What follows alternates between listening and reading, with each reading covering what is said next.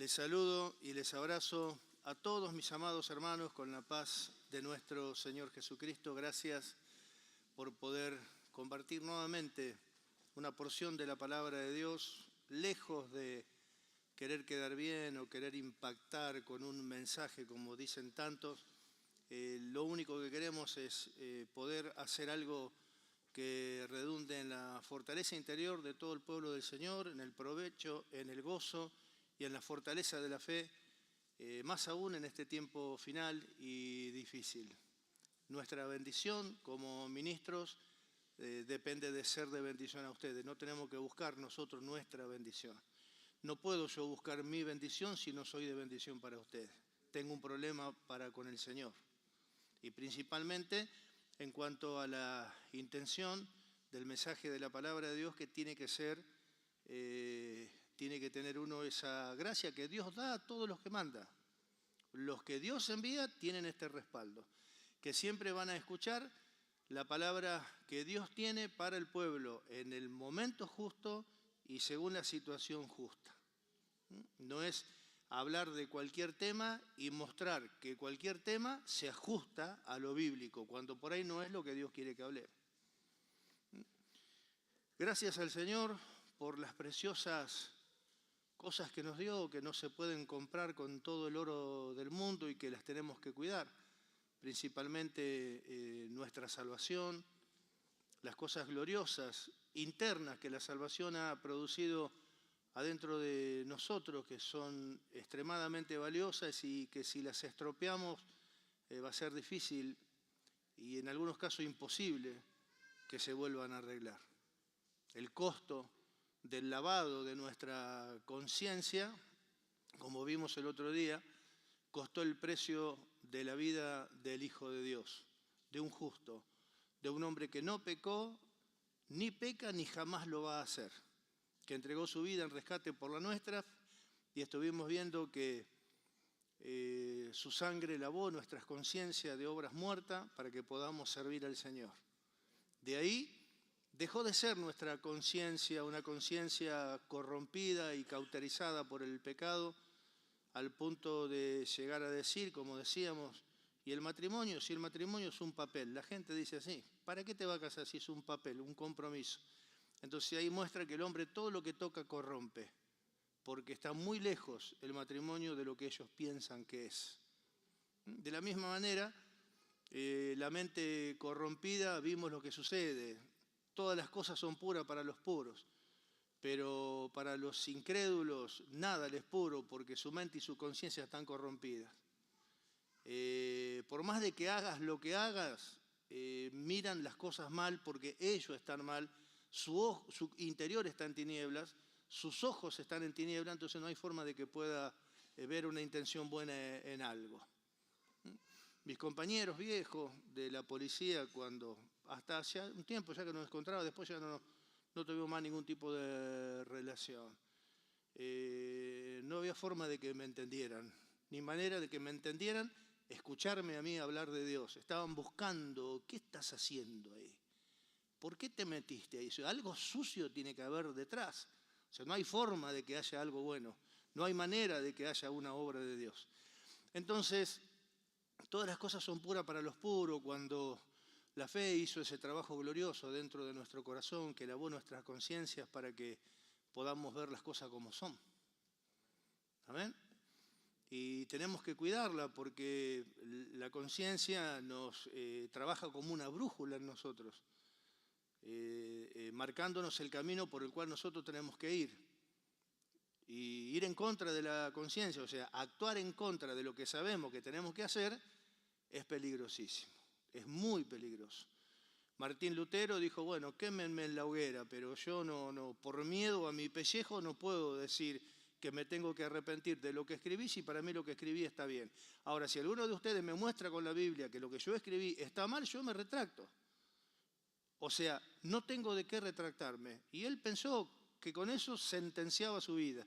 No sabía que Dios iba a poner la mano y lo iban a excomulgar y nacer después la Reforma Protestante, como hasta hoy, o la Iglesia Luterana. Él pensó que lo iban a quemar en la hoguera, pero tomó una decisión. Dijo, dijo, no es bueno ir en contra de la conciencia, porque ir en contra de mi conciencia corrompe mi alma, o sea, corrompe lo precioso que Dios hizo. Lo precioso que Dios hizo. Los justos se pueden transformar en transgresores, pero los justos eran transgresores que se transformaron en justos, y volverse de vuelta a transformarse en transgresor, o sea, transgresor es ir para donde no hay que ir. Y él sabía que eso iba a corromper su conciencia, iba a corromper su alma, iba a corromper su fe, y que era algo extremadamente peligroso. Extremadamente peligroso porque es meterse en un lugar que después no sabes si te vas a volver. Así que, mis amados hermanos, pase lo que pase, suframos lo que suframos, tenemos que armarnos de este pensamiento y decir, no es bueno ir en contra de la conciencia. Así que vamos ¿para dónde? Para lo que el Señor nos mostró. ¿Amén? Porque hay veces que, como vamos a ver ahora, se presentan situaciones muy difíciles en donde algunos de nosotros podemos ser sometidos a sufrimientos que van más allá de lo que nosotros podamos llegar a soportar. Entonces hay que estar preparado. Hoy, justamente mirando algo, me confirmó esta palabra un recorte que vi de un cadete del Colegio Militar de la Nación que decía algo que tenía mucho que ver con esto, porque las instituciones en su formación siguen guardando eso para lo cual Dios lo creó. Y decía que los valores no se pueden improvisar cuando llega el momento de la responsabilidad. Cuando llega el momento de la responsabilidad, uno no se puede preparar, tiene que estar preparado. No se trata de lucir el uniforme y colgarse la estrella mostrando que uno tiene poder de conducción y de planificación si primero no está preparado para eso. Y luego habla alguien que me sorprendió, porque alguien que no conoce a Cristo. Y nosotros, desesperados siempre por servir al Señor, un pastor nuevo, una vuelta entre nosotros, le preguntó al pastor Juan, o sea, me ungieron de pastor, pero yo todavía no tengo iglesia, pastor. No, dice, no tenés iglesia porque primero tenés que prepararte. Porque, ¿qué pasa? Vos no podés ir a pastorear y aprender a ser pastor cuando estás pastoreando, vas a arruinar un montón de gente. Primero tenés que prepararte. Tenés que entender todo este proceso de preparación para que después puedas desarrollar tu trabajo cuando sea el momento. Porque cuando llega el momento de trabajar no podés improvisar, hay que saber lo que tenés que hacer. Entonces me explicaba, en el caso tuyo, que Dios te llamó de nuevito y empezaste a predicar y ahí nació la iglesia. Fíjate, ¿cuántos años estuviste con 7, 8, 10 hermanos? Y le digo, como 5, 6, 7, 8, no sé, un montón de tiempo. Y bueno, ¿y por qué Dios no te manda las ovejas? Porque tenía que prepararte primero vos. Así que, mis amados hermanos, tenemos que conducir muchas cosas, conducir nuestra vida, y tenemos que conducir cosas que van mucho más allá de nuestra vida, que tiene que ver con nuestro matrimonio, tiene que ver con nuestros hijos, y más allá de eso todavía tenemos la tremenda misión en la iglesia, que somos miembros de la familia de los hijos de Dios, y la responsabilidad que tenemos del servicio al Señor. Porque en la casa también comienza el servicio al Señor, comienza ahí, tanto en las mujeres como en el hombre. ¿Cuántas veces tuvimos problemas acá que dice, y parece que ahí a la mujer no le dan lugar, o hermanos, estoy sentado calentando banco? Pero si está escuchando la palabra de Dios y Dios te está preparando, o sea, nadie está calentando banco. Estamos siendo instruidos por Dios para algo. Cuando Dios enciende una luz, no la pone abajo de la cama. Y entonces, ¿qué pasa? Si vos considerás que sos una tremenda luz, ¿y cómo es que estás ahí? Dios todavía no te puso. Si Dios no, cuando enciende Dios una luz, no la pone abajo de la cama, la pone en alto para que alumbre, si lo que más quiere es eso. Así alumbre vuestras obras delante de los hombres, pero hay que estar preparado. Ahora, tenemos que prepararnos para mostrar muchas cosas. El valor, la osadía, la fe, la vida de Cristo a través de nosotros y el servicio de la obra del tiempo final que lo va a llevar al mundo a decir, ¿pero quién es esta? ¿Quién es esta que se muestra? Todos escucharon de Dios, de Cristo, oyeron que hay Espíritu Santo, pero de la iglesia, ¿qué sabe? ¿Cuál es? Esta, aquella, no sabemos. Pero acá la van a ver. Y hay que estar preparado para la obra del tiempo final porque van a pasar cosas también. La oposición va a ser tremenda. Más en aquello, primero, que son escogidos, y segundo, cuando los que son escogidos buscan afirmarse en la verdad de Dios. Si hay algo que no le va a faltar, son sufrimiento y lucha. ¿Vamos a la palabra de Dios? Vamos. Filipenses capítulo 4, verso 13. Titulamos, por lo que dice ese verso, titulamos el mensaje de este día, una frase célebre.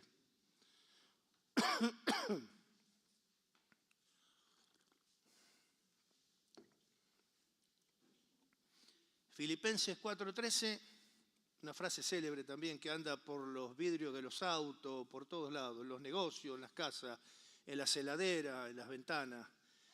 Todo lo puedo en Cristo que me fortalece.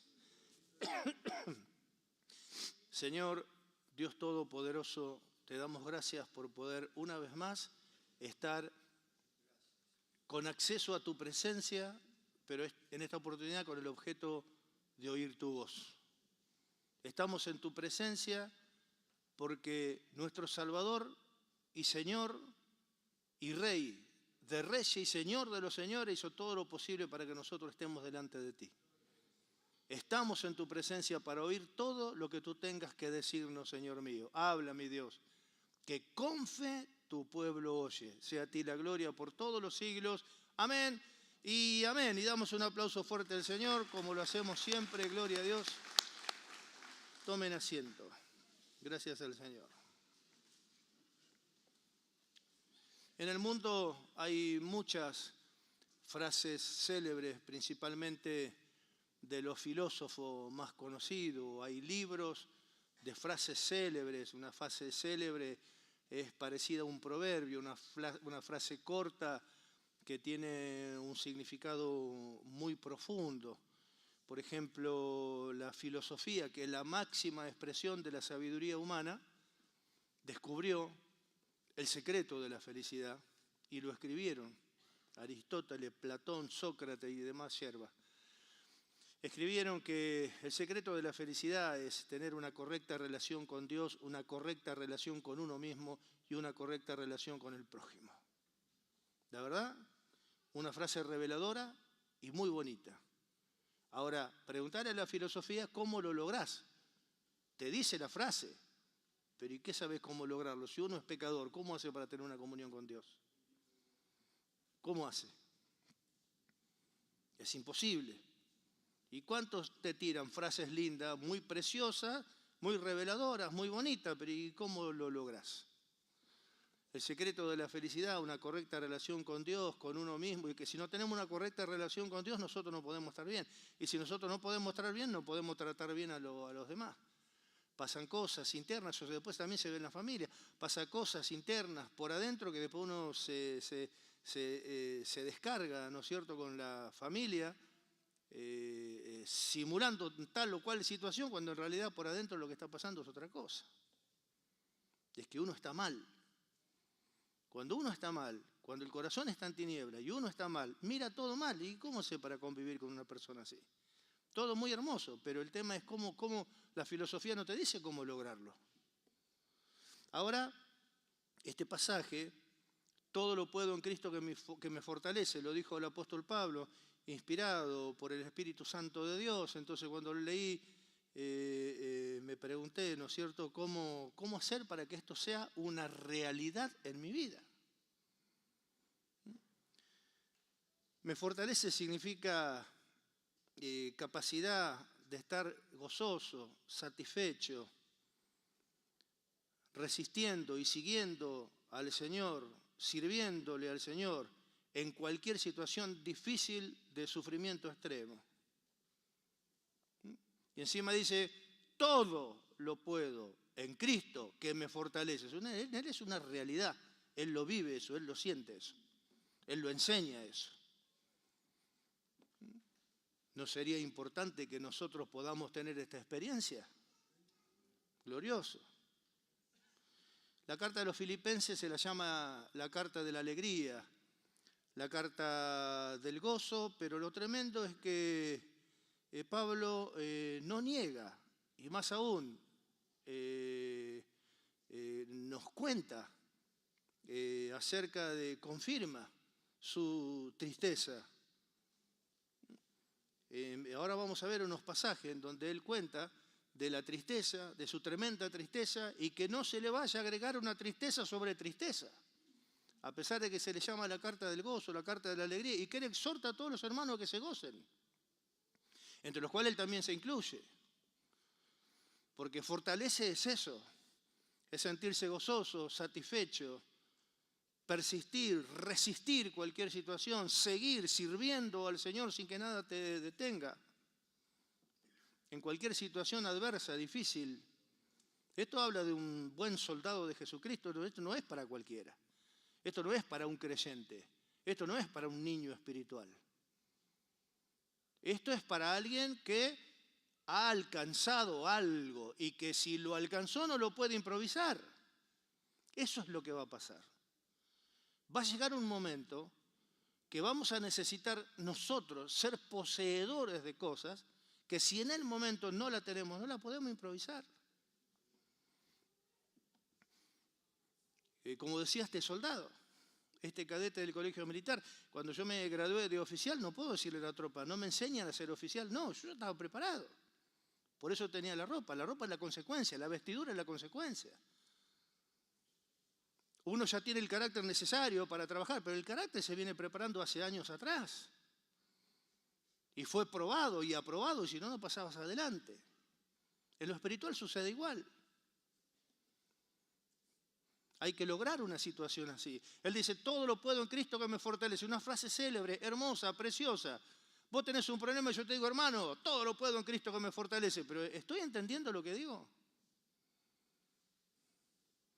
Hay gente que fueron a rendir exámenes y hablaban a 2000 por hora. Y el profesor los detuvo, los frenó y le dijo, espere. ¿Usted entiende lo que me está diciendo? Vamos a partir por ahí primero. Esto no es una expresión de un deseo de que yo quiero que el Señor te fortalezca. No, y va a llegar un momento que cuando lo necesitas no lo vas a poder improvisar. Pero Él lo tenía. Cuando lo necesitó, lo tenía. ¿Y cuál fue el camino? Porque en su carta, a pesar de que es la carta del gozo, de la alegría, él no niega la tristeza, la confiesa. Y la tristeza, ¿no es cierto?, cuando está, hay razones externas, como vamos a ver en el contexto de la carta. Vamos a pegar una ojeada por la carta, a ver por qué llega a eso. Él no niega la tristeza se origina en el entorno que él está viviendo, pero tampoco niega el gozo, que el gozo tiene origen de otro lado, no tiene nada que ver con lo externo. Y es más, ni la tristeza anula el gozo, ni el gozo anula la tristeza, sino que vamos a ver que en él coexisten las dos cosas juntas. Ahora, ¿cómo maneja esa situación él? Él dijo, me gozo en lo que padezco, o sea, estaban conviviendo las dos cosas juntas. La tristeza causada por el entorno, por los que le querían hacer daño, por el entorno, por las cosas que van mal, por las cosas que no van como nosotros queremos, pero también tenía el gozo, que tiene otro origen, viene de otro lado. La tristeza viene del entorno, siempre va a estar, por una razón, por otra, o por muchas. Ahora, el gozo viene de la firmeza en la obediencia a la fe. Romanos 15:13 dice, y el Dios de esperanza os llene de todo gozo y paz en el creer. Entonces, la tristeza, por una razón, por otra o por muchas, siempre va a estar. Pero si nosotros no estamos firmes en la fe, el gozo puede no estar. ¿Y ahí cómo seguís adelante? Es ese famoso, que yo también lo dije en una oportunidad y el pastor, como decimos nosotros acá, ¿no es cierto?, me cortó los pelos menos 10. Y le digo, no aguanto más, pastor. Nunca me pasaron todas estas cosas juntas, la verdad no sigo más. Y me dijo, ¿no seguís más? No sigo más. Bueno, chao Pablo, me dice, nosotros seguimos, me dijo. Y no, espere, yo también voy, le digo. ¿Viste esa respuesta sabia? Sabia, qué glorioso tener un conductor, un buen conductor, un buen conductor. Este cadete también es familiar hijo de militares y cuenta. Ojalá pueda ser yo con mis hijos como mi padre fue conmigo, que me transmitió desde chiquito, desde mi casa, porque mi formación no comenzó en el Colegio Militar de la Nación, mi formación comenzó en mi casa, en donde mi padre me transmitió los verdaderos valores del patriotismo. Y ojo que estoy hablando de alguien que no conoce a Cristo, ¿eh? Mi padre me transmitió los valores del patriotismo, de la honestidad, del compromiso con la misión, con la causa. Y siempre recuerdo a mi padre con cariño, pero también enfrento este desafío de que cuando yo no esté, para poder haber dejado ese legado en mis hijos también. Miramos lo espiritual, es igual. Es igual. Como contábamos el ejemplo que contaba Ortellado, que un superior le dijo, fíjate que la tropa te recuerde, no porque lo sancionás y lo metes preso, sino que te recuerden por ser un buen conductor. Los años pasan y que te encuentren por la calle y que no te quieran pegar, que te besen, que te abracen, porque esas son cosas que no se olvidan más. ¿Y cuánto más en el Señor? Entonces decimos, la tristeza en Pablo como en nosotros está causada por cosas externas. Pues, uy, con esto ahora, y esto se suma a aquello, y te dice, mirá, te dejo sin trabajo, ¿no? Y se empiezan a sumar. Pero el gozo no, el gozo viene de otro lado. El gozo viene de la firmeza en la obediencia a la fe, como leímos ahí. El Dios de paz los llene de todo, dice, todo gozo y paz en el creer, o sea, en la firmeza, en la fe. Entonces, ¿qué pasa? La tristeza siempre va a estar, pero si no estamos firmes en la fe, el gozo puede no estar. ¿Cómo hacer para seguir? ¿Cómo haces para seguir? Es que es más, muchos nos siguen, pero no encuentran razón de seguir. Es como esa persona que sufre de depresión y no quiere recibir ayuda de nadie. Termina suicidándose, pues si no encuentra sentido a la vida. ¿Quiénes sobreviven a una profunda depresión? Los que se acercan a alguien, a la persona indicada, y le dicen, no me das una mano, que estoy mal, no le encuentro sentido a la vida. Ese sale. Ese sale. Yo les digo, yo conocí la depresión. Y también conocí quién tuvo, teniendo materialmente de todo, porque uno sí se mató el tipo pero con todas las cosas, ¿cómo puede ser? No le encontraba sentido a la vida. Él mismo lo dijo, un empresario, no le encontraba sentido a la vida. Porque su vida era una acumulación de tristeza. Ahora, ¿qué pasa? De Cristo no le podías hablar porque te sacaba corriendo. Entonces, la tristeza, por una o más situaciones, por lo exterior, por errores que uno comete, que uno puede decir, oh, ¿qué hice? O por lo que viene, lo que sea. La tristeza está, 1, 2, 3 o más. El problema es que uno no consigue encontrar una razón para estar bien, para encontrar gozo. Pero en este caso es de destacar eso. En Pablo convive la tristeza que se origina en los problemas que se le presentaron y el gozo que se origina por su tremenda firmeza en la fe. La tristeza de Pablo comienza hablando en los primeros capítulos. Estaba en prisión cuando escribe la carta, estaba preso injustamente y no sabía si iba a salir con vida. Por otro lado, la enfermedad de quien él llama su compañero. Pero miramos esa palabra compañero en el contexto de lo que veníamos nosotros escuchando antes de compañero.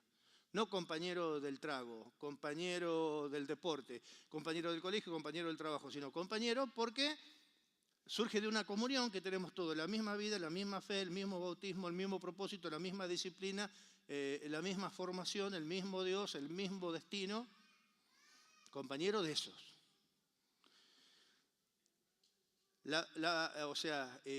Su sufrimiento por estar preso y no salía, y no sabía si iba a salir con vida.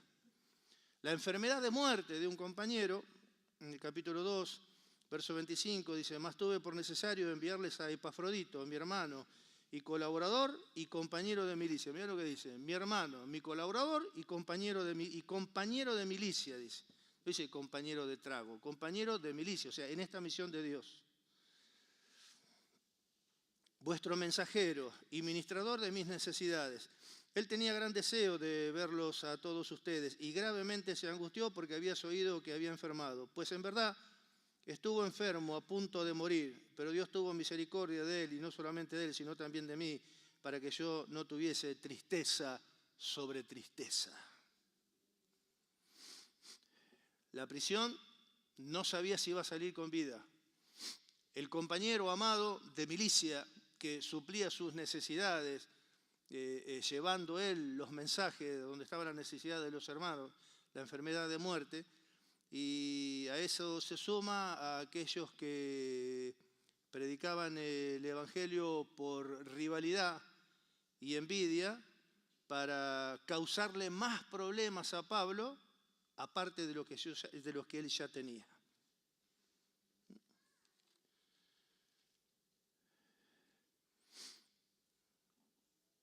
Dice algunos, capítulo 1, verso 15, algunos a la verdad predican a Cristo por envidia y contienda, pero otros de buena voluntad. Los unos anuncian a Cristo por contención, no sinceramente, pensando añadir aflicción, tristeza a mis prisiones. Preso, injustamente, no sabía si salía con vida, se le enferma el compañero de milicia que lo ayudaba en su servicio a Dios, enferma de muerte, y a eso se suman los que también predicaban y decían, ¿y él quién es? ¿Quién es Pablo? Mucho Dios, mucho poder de Dios, pero siempre está en cana. Salió la otra vuelta, lo metieron preso de vuelta otra vez, por algo será, porque por algo pasan las cosas. ¿Cómo puede ser? No dice él que es tan útil, y cómo si es tan útil lo tiene preso, Dios lo tiene preso y no anda ahí ayudando a toda la gente. Y predicaban, pero por envidia, por contienda, porque si uno anuncia el Evangelio por contienda, otros por envidia, otros por amor. Ahí suena diferente. Ahora, ¿qué querían? Agregar aflicción a su situación de que todavía estaba preso. Tristeza, presión, carga opresiva de tribulación. ¿Nunca sentiste eso? Presión, carga opresiva, por causa de lo que dijimos antes. Ahora, ¿cuál es su apreciación y cómo maneja la tristeza él en su vida? Porque todos hemos experimentado y vamos a seguir experimentando esa presión, ese dolor, esa opresión que a veces tengo como una opresión, parece que voy a explotar. Ahora, ¿qué pasa? La misión sigue, la obra de Dios sigue, el que comenzó la obra la perfeccionará, pero todo depende de nosotros, si seguimos firmes en la fe o abandonamos. Lo que sí, Él no deja que el sufrimiento controle su vida. Yo lo había dicho en una oportunidad. De esto determiné para con ustedes, le dijo a los corintios, no ir a ustedes con tristeza. ¿Cómo lo maneja? Lo que se logra cuando uno madura. Esto determiné para conmigo, no ir a ustedes con tristeza porque si no lo voy a entristecer y no quiero alentarlo, quiero ayudarlo. ¿Y cómo hizo? Como si fuera que yo me saco el pullover, lo dejo ahí. ¿Cómo hace para sacarte la tristeza de encima? Una determinación, una facultad de la mente. Tiene que ver con la madurez. Tiene que ver con estar preparado para eso. El hombre está sirviendo al Señor, está trabajando, pero fue previamente preparado para eso. No hay que descuidar la formación. Gloria a Dios. No se centra en la tristeza, sino que hace lo que tenemos que hacer todos, tratar de entender por qué Dios permitió esto. Por eso dice en el capítulo 4, verso 6, por nada estén afanosos, dice, por nada estén en ansiosa inquietud, no estén excesivamente preocupados, le dice. Porque Él encuentra las respuestas. No es que se bloquea.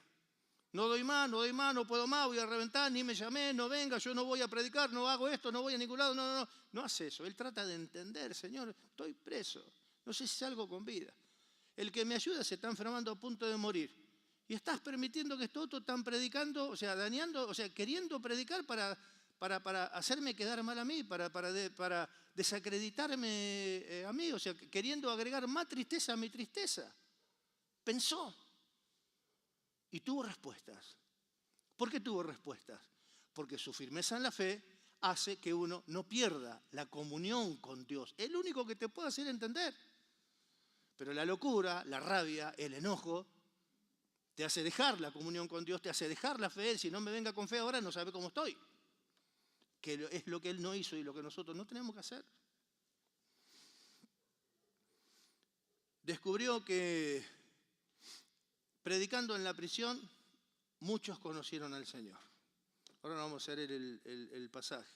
No solamente que predicando muchos conocieron al Señor, sino que muchos de los hermanos que estaban asustados, mientras yo predicaba, dice Pablo, cobraron ánimo en el Señor y se atreven mucho más a predicar el Evangelio. O sea, el Evangelio progresa. La misión avanza. Dice el capítulo 1, verso 12, quiero que sepan, hermanos, que las cosas que me han sucedido han redundado más bien para el progreso del Evangelio. De tal manera que mis prisiones se han hecho patentes en Cristo en todo el pretorio y a los demás. Y la mayoría de los hermanos, cobrando ánimo en el Señor con mis prisiones, se atreven mucho más a hablar la palabra de Dios sin temor. Entonces, ¿qué pasa? Cuando veo que yo estoy mal, estoy con tristeza sobre tristeza, pero estoy predicando, la gente acepta al Señor y veo que los hermanos, viéndome a mí, en lugar de tirar las riendas, la agarran con más firmeza y se atreven a predicar mucho más la palabra con valor. Entonces, ¿qué pasa? Cuando veo que el Evangelio progresa, cuando veo que la misión avanza, mi sufrimiento pasa a segundo plano. Ya no es lo más importante en mi vida. El sufrimiento pasa a segundo plano porque lo ve. Hay que probar a veces cuando uno está afligido, con problemas, que un día, qué sé yo les conté, nunca tuve problema económico. Yo los problemas económicos los conocí en el Señor y fueron graves, muy graves. Muy grave porque una cosa es vivir no teniendo plata y pelearla toda la vida y saber que, bueno, toda la vida viví así, tengo, no tengo, tengo, no tengo, como, no como. Pero mucho más difícil es para aquellos que siempre hemos tenido todo de golpe y porrazo, te falta, y no solamente que te falta, sino que encima quedás endeudado y no sabés cómo va a pagar. Y encima, mi viejo, que me dice, escuchame Pablo, estoy viendo que yo arranqué antes que vos con esto. Y lo que yo hice cuando vinimos de Italia, que Italia quedó devastada por la guerra, lo poco o mucho que hice, porque hay tanos que hicieron más, otros que hicieron menos, pero esto es lo que hice yo. Yo lo puse en tu mano. Y todas las veces que vos me hiciste firmar, como vos sos mi hijo mayor, yo firmé, ni siquiera leí lo que firmaba. Te quiero pedir un favor, no hagas que pierda todo lo que yo pude hacer cuando vine de Italia.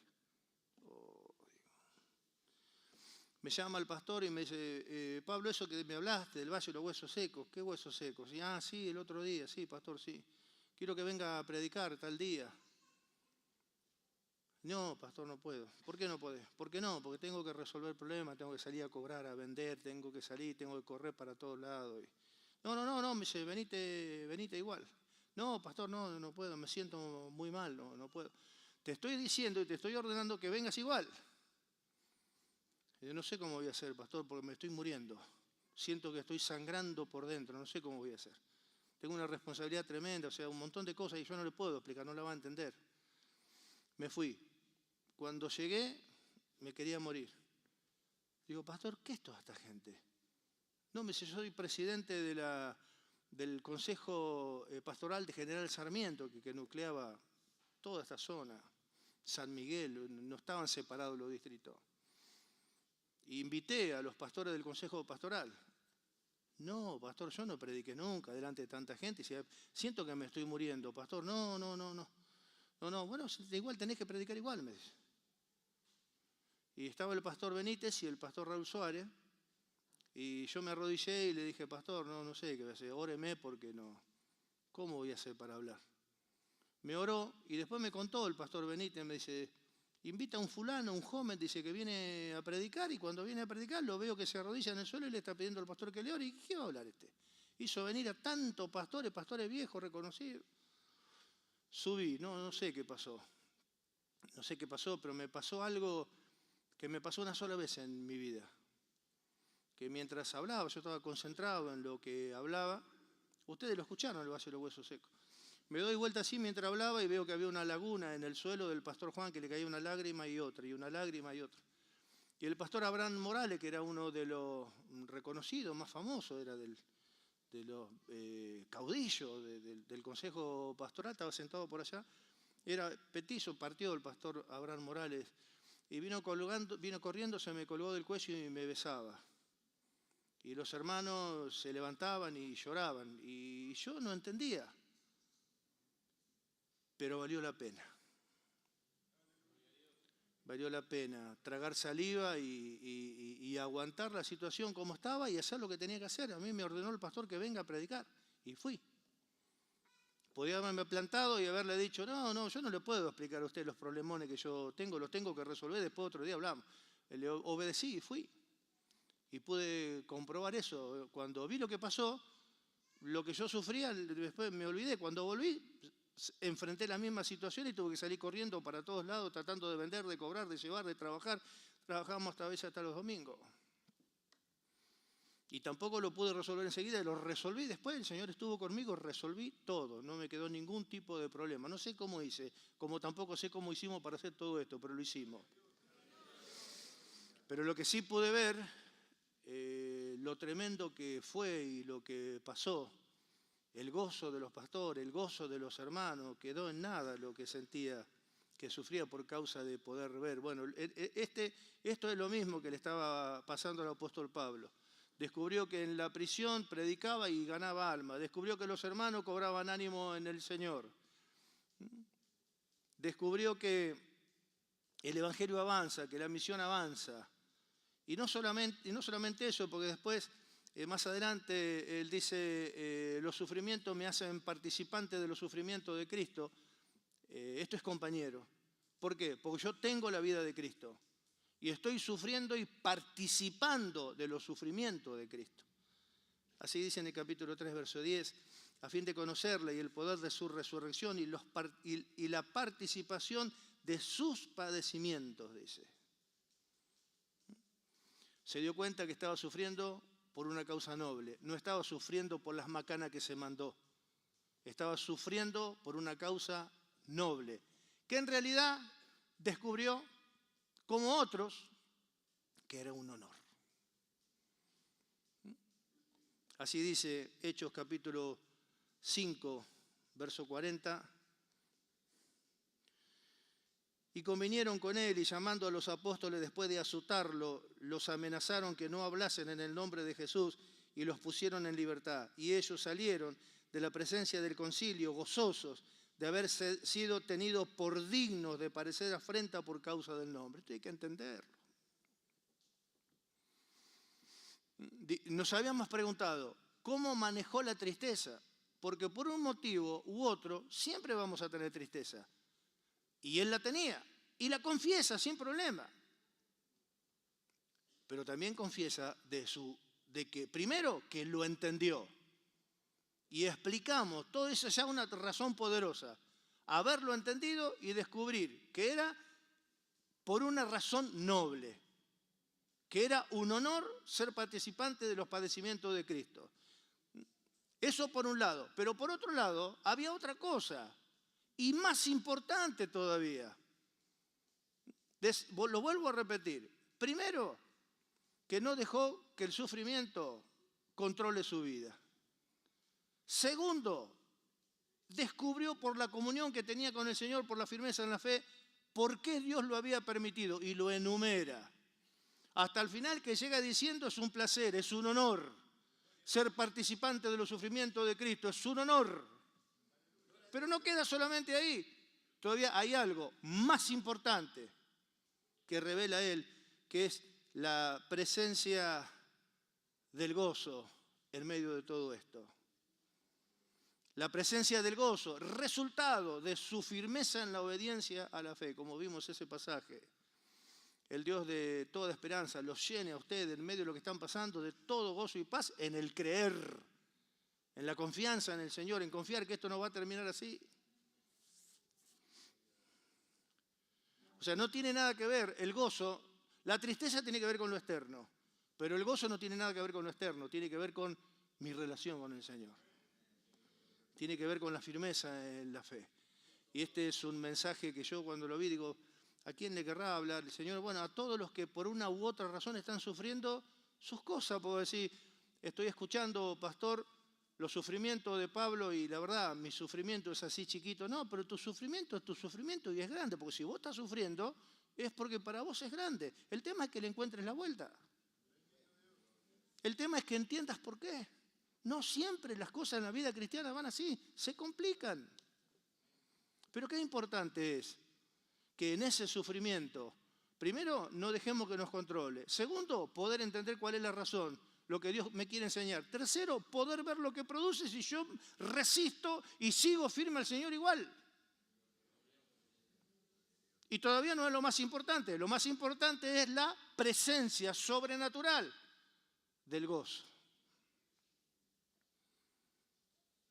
Ese gozo que viene por causa de la fe, primero, que está presente, es inquebrantable y es inmutable, porque no hay nada de afuera que lo pueda mover, hacer sentir menos gozo, apagarlo, porque la luz en las tinieblas resplandece y las tinieblas no pueden prevalecer contra la luz. El gozo está presente, hay una razón por la cual está presente y la explicamos. El gozo está presente, es inquebrantable y es inmutable. Por eso él dijo, me gozo en lo que padezco. Y estas son cosas de las cuales nosotros, los que estamos acá, somos participantes. Por eso le dije que vos sos mi compañero, vos sos mi compañera. La gente que está afuera no son mis compañeros, no son participantes de estas cosas. No conocen estas cosas. Pero nosotros sí. Sabemos lo que es sufrir por innumerables razones y no encontrar a veces lo que necesitamos, que es el gozo del Señor para seguir adelante. Y lo que menos nos vamos a dar cuenta en ese momento que la razón y la responsabilidad por ahí es mía. ¿Por qué? Porque no tengo por qué perder ese gozo que tiene que estar presente, es inquebrantable e inmutable. Y si no lo tengo, el problema es mío. ¿Por qué? Porque esto tiene que ver con mi firmeza en la fe. No tiene nada que ver con todo lo exterior que pueda pasar, que pueda hacer o que me puedan hacer. Está presente por otro motivo. Está presente por mi firmeza en la fe y mi comunión con el Señor, que hablo todo con Él. Gloria a Dios. Y no solamente que está presente, sino que lo transforma en un verbo, lo manifiesta, porque en el capítulo 4, verso 4, como que lo agarra a todos los hermanos y le dice, regocijaos en el Señor siempre. Otra vez digo, llénense de gozo, regocijaos. Gloria a Dios. Y esto no son cosas que uno las alcanza mientras está sentado. Para alcanzar esto hay que moverse. ¿En dónde? Hay que moverse en la fe. ¿No tenés trabajo? No, bueno, movete, levantate temprano, vestite como corresponde, alineate. Cuando vas a hablar con alguien a pedir trabajo, mirar a los ojos y no tenés nada que esconder. Pero movete, no te quedes aplastado tirado ahí, movete. En esto es igual. Esto no se logra porque estoy sentado esperando que llueva del cielo. No, esto se logra moviéndose en la fe. Gloria a Dios. No depende de nada, como decíamos recién, del entorno, sino que depende de mi vínculo con el Señor, de mi relación con el Señor. Depende totalmente de eso. Siente la presencia del gozo con la apreciación correcta de lo que es el por qué sufrir. Y hablando de apreciación, ni nos metamos en ese tema. Ni nos metamos en ese tema porque tiene que ver con el desarrollo de las facultades de la mente de Cristo, una de ellas las facultades de la percepción. Vos estás sufriendo, sí. ¿Y qué entendés? ¿Qué percibís? ¿Cómo apreciás ese sufrimiento? Ahora, este está sufriendo sobre sufrimiento. Ahora, ¿qué percepción tiene de su sufrimiento? ¿Qué percepción tiene de lo que le está pasando? ¿Cómo lo trata? ¿Y cómo conoce y descubre todo lo que nos explica?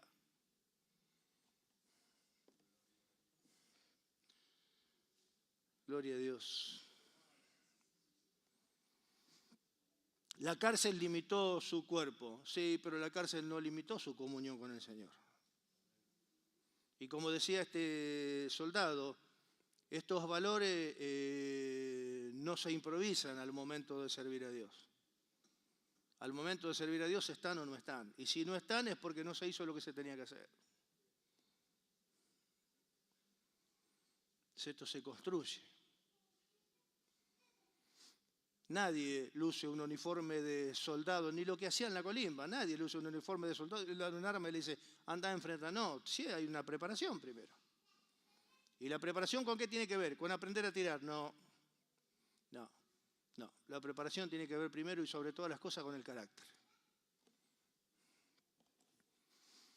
Hay cursos para buenos soldados, que no son soldados regulares, que van más allá de un soldado natural, que son especialidades que se llaman, que son fuerzas especiales o hay comandos policiales y hay comandos militares. Y yo pregunté una vuelta, una de las razones por hacer el curso, estoy calificado con 10, eso no sirve nada, calificado con 10, todo no sirve nada. Acá dice, si no tiene control sobre su carácter y no tiene control sobre sus vicios y no tiene control sobre sus emociones y no está capacitado para correr 1 hora con carga sin parar, ni siquiera venga. Ni siquiera venga. ¿Por qué? Porque no es así. No es así. Porque ¿cuál es el problema? Que como cristianos le pasa lo mismo que al soldado. Cuando uno está bajo presión, explota. Y cuando explota, si no está preparado, empieza a tirar porquería para todos lados. Pero si está preparado, ¿qué hace? Sufre, sigue adelante, en busca de cumplir la misión que se le encomendó. ¿Qué misión nos encomendó a nosotros? El Señor.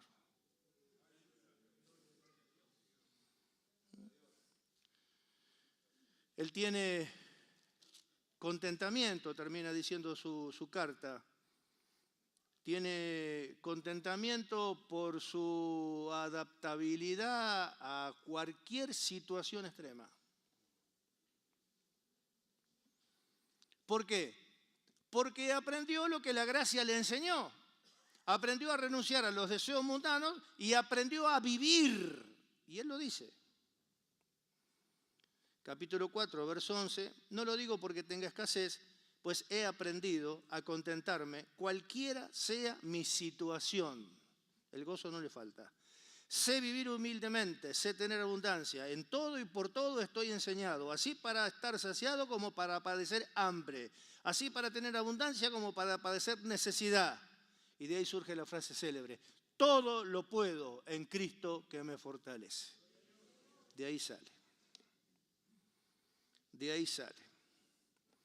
Y repetimos, y con la definición de del Señor me fortalece, en esa definición entra todo lo que hoy se habló.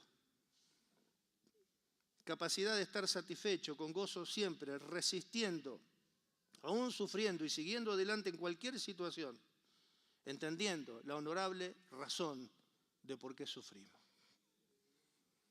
De ahí sale.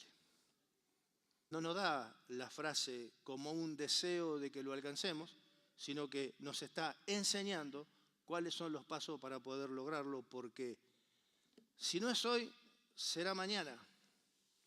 Pero el sufrimiento, mis amados hermanos, por una razón o por otra, por razones internas, por razones externas, por razones diabólicas, por lo que quiera, sos un hijo de Dios, sos una hija de Dios. Y si no estás firme en la fe, las cosas no te van a salir. Las cosas no te van a salir. Es simplemente perder tiempo, perder cosas espirituales, perjudicar cosas preciosas que ya están, la limpieza de la conciencia, un montón de cosas. Por eso tiene que llegar ese momento de compañero, como él lo dice, de que uno tenga la valentía de poder confesar y decir, hermano, pastor, evangelista, me siento tan mal por esto, y poder entender y poder ayudar. ¿Por qué? Porque si a nosotros nos pasa lo mismo. Dice, ¿alguno fuera sorprendido en alguna falta? Sí, seguro. ¿Y cuándo no fuiste sorprendido con una falta? ¿Cómo querés que te traten? Restáurenle, dice, con espíritu de mansedumbre, no con arrogancia, con soberbia, porque vos no tenés idea de las cosas que te pueden pasar. De repente te podés estar encontrando haciendo algo que vos dijiste que nunca jamás en tu vida lo ibas a hacer y no sé qué pasó. Y eso puede ser impulsado, no es justificar nada más, porque lo que está mal, pero a veces por la arrogancia humana, la soberbia humana que no sirve y Dios la tiene que sacar de alguna manera para que podamos ser útiles en sus manos. Pero acá todos somos compañeros. ¿Amén? Gloria a Dios. No sé cuánto tiempo ocupé, 1 hora, un montón. Nos ponemos de pie, bueno.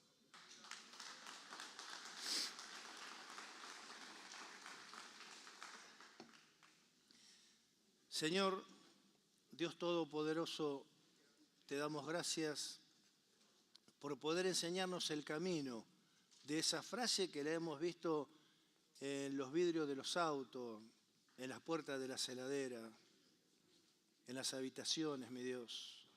Todo lo puedo en Cristo que me fortalece. Ver cuál es el camino y cómo lograr, sabiendo que en nuestra misión que tú nos has encomendado deben coexistir las dos cosas. Y que la tristeza por causa de lo externo y de los que te aborrecen y de las fuerzas del mal siempre va a estar.